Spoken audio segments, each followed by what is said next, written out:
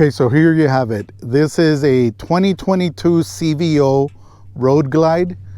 The color happens to be blue steel. This thing looks black, but when you look at it carefully, you could see the flake, the sparkle.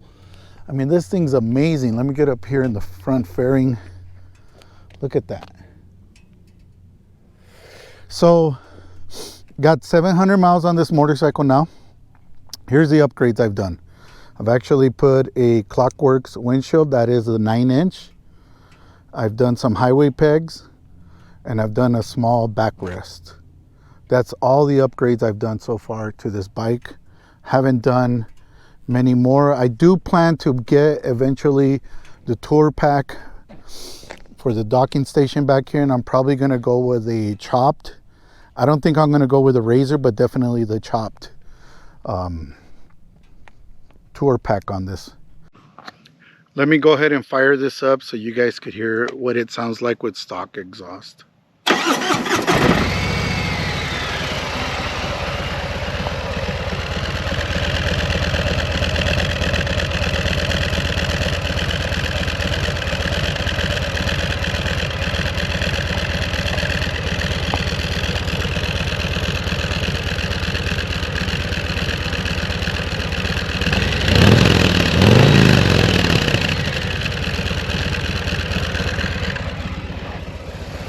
Do I think I'm gonna change the exhaust? That might be another upgrade in the future. But for right now, I'm gonna leave it as is. Just enjoy the bike just the way it came from the factory. So everywhere you look on this bike, it'll let you know you're driving a CVO. I love this. Definitely love. One thing that stood out about this bike is what they call black chrome. If you look at it, it's chrome, but it's actually black. It's got the 117 engine. It's got the Screaming Eagle. You got the red right there.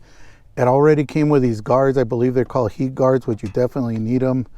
You got your standard highway pegs here. The floorboards are very different. If you notice, they got an opening right there. Nice brake pedal right there going on. You got Rockford Fosgate system on this, and this thing sounds amazing, and I mean amazing. You got front speakers here. They got mids, highs there. You got these back here also. And this bag right here, this is your amplifier right there. You got your amp right there in the back. On this bag right here, you actually have a lot less room than the other bag because of the amp. You got a battery tender right there. Keep it charged. The bags, these are not stretch bags, if you can tell.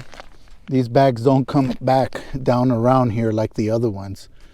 This is more of a performance model. Like right now they got a thing going on called King of the Baggers, and they kind of like built this one to mimic, you know, that type of thing. The other thing, I believe this is called a chin guard. Only the CVOs come out with this right here. Goes all the way down, comes all the way up. Got LED lights. Let me turn this on. The other thing that's cool, check that out. Clearly lets you know you're on a CVO. But when you turn those on, they are amber, but they are LEDs. You know, you got the Daymaker headlight. Spoked wheels, really nice wheels. Difficult to clean, I'm not gonna lie about that already. Went through that whole thing. Fork locks, you know. And this is really nice. When you turn it on, you could lock your bags right here, or you could open them.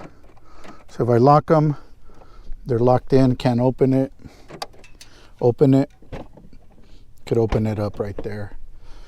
Got this. This one's not as deep as this one. This one I have a cable. It comes with a USB. I could actually connect my iPhone. I do happen to have the new iPhone. That's the larger one. If I connect it, it is able to fit in there. So you will be able to fit that in there. So this is a new key for the CVO.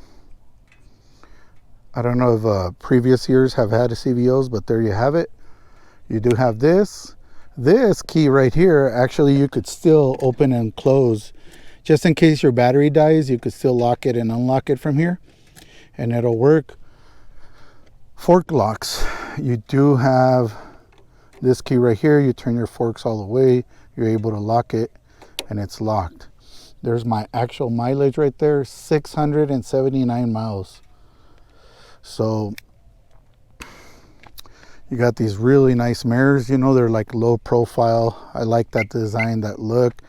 Also, this thing has an amazing alarm. It chirps every time you turn it off to let people know you have it on.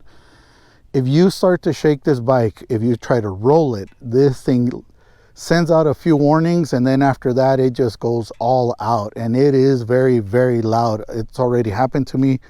Try to move it in the garage and it just went off. It does come with double brakes, disc brakes in the front. The brakes are good. I'm not gonna say they're not. They're pretty good. The back, you got just one rotor out in the back. I like the pipes right here. I like all the little emblems, how they did that. Really, really nice looking bike. Everywhere I go, I get a lot of compliments on the bike. You could see the blue. Look at that. Beautiful color. I love the new badging that they put. It's really, really nice. Look at the brake lines right here, braided. It's a beautiful bike. I can't say enough. I really enjoy about the bike. A lot about riding it. It's got tons, and I mean tons of power. Whether you're in 5th gear, 6th gear, you get on the throttle and it gets up and picks up and it gets going.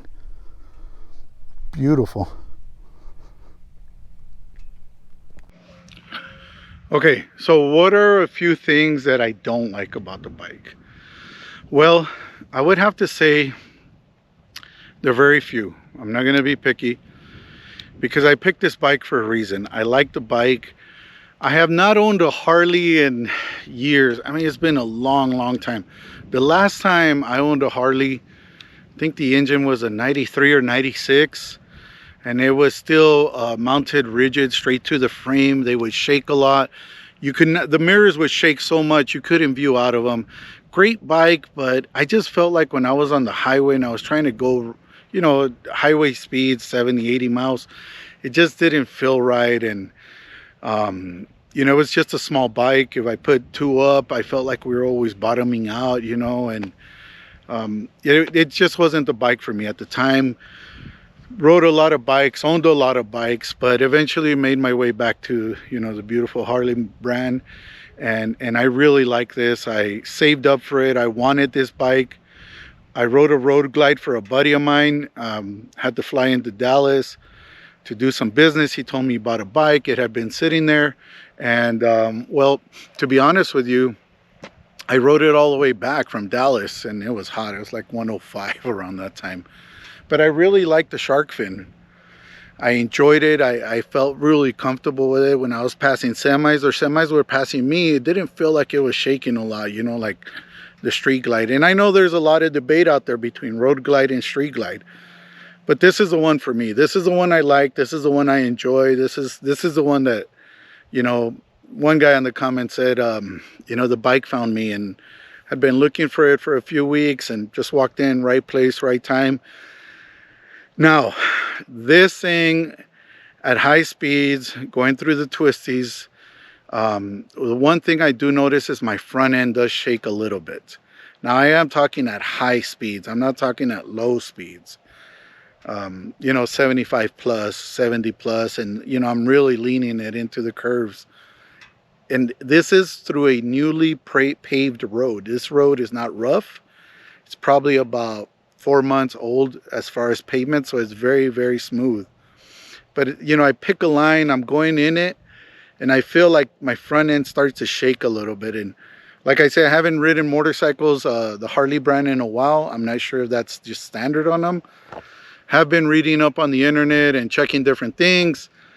Some people are telling me to do an upgrade on my suspension, you know, change out the back shocks and maybe the front, and you know, it would feel a lot better. Probably going to do that because when I first bought it, the owner manual tells you how much you weigh, your gear and everything, and you adjust this knob on the back. You take off the side bag, you adjust it. I did that, but I felt it was riding really rough, really hard. Every hit I could feel it. Right now I've turned it down 2 notches. I think I had it at like 9. I'm down like to like at 7. It's riding a little smoother. It's great. Granted, I'm not traveling. I don't have any gear with me, but I do need to maybe probably do a little bit of upgrade on the suspension, but that's going to be later. Other than that, I'm very happy with it. I don't have any gripes about it. What can you say? It's a CVO. I mean, if you're paying top dollar for this, I mean, you're gonna get really, really good product. High end, paint's awesome, wheels, sound system, 117. Do I feel I need a bigger engine? No, not really. I ride fast sometimes and hard, but it is not very often, and I don't feel I need that much power. For me personally, this is sufficient for whatever torque it has, and it does have a lot of torque right off the line. It does really great. It has a 6-speed transmission, and it does just fine. Once I'm out on the highway and I'm cruising, you know, 75, 80 miles, it's holding really good. I think I'm pushing like 2,800 RPM, which is perfect for me. The bike doesn't feel stressed, or it doesn't feel like I'm doing a lot of, you know, just like over revving on the engine. It just feels just right. Once I reach my 1,000 miles, I'm going to take it in, get an oil service, and then probably after that, I'll probably open it up a little bit more. I do plan to travel on this bike a lot. The motorcycles I've owned in a year, I'll put up anywhere from 6,000 to 10,000 miles on them. So yes, this CVO will have a lot of miles by the time I'm done, but I know I'm going to enjoy it very much, and it's going to be a good bike, you know, for the time coming. But anyways, if you have any questions, hit me up on the comments down below. Don't forget to hit that like and subscribe button. And I hope you guys enjoyed this video. It's been an amazing bike so far, and I'm excited to do, you know, just a few minor upgrades. When I do the suspension, I'll let you guys know, and I'll post it, and I'll decide what I'm going to go with. There's a few suspensions that are, you know, out there, but until then, you know, I'm just going to enjoy it as it is, and just you know, keep it on the rubber side down and have fun with life, you know, and my bike. So anyways, until next time, I'll catch you guys later.